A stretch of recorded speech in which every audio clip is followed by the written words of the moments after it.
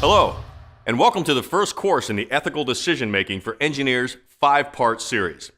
I'm Duke Rader, and today I will be facilitating our discussion on ethical decision making for engineers based on the National Society of Professional Engineers, or NSPE, Code of Ethics. We'll start by examining the code. Now, you can find a copy of this code by clicking the Smart Notes button located near the bottom of this course window. So here's how this course is going to flow. I'm going to give you some time to review the actual code on your own, and I'll ask you some questions about what you read as you go.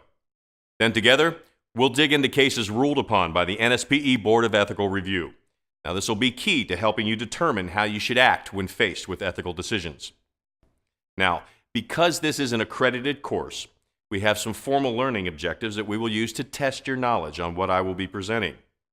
Now, these objectives are necessary for you to receive CE credit for this course. So we'll start by exploring the 6 fundamental canons of the NSPE Code of Ethics, and I will have you list the 6 canons.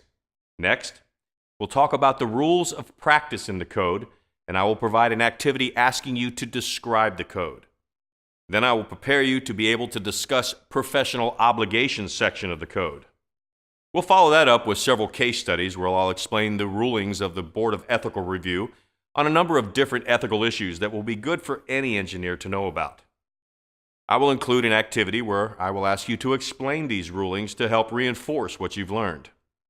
Now, these case studies do a really good job in describing ethical issues that you might face in your day-to-day responsibilities as an engineer. Okay, so that's the overview of how this course will flow. Are you ready to dive in? We'll click the next button to move to the next section of this course, where we will be reviewing the actual NSPE code. Let's get started.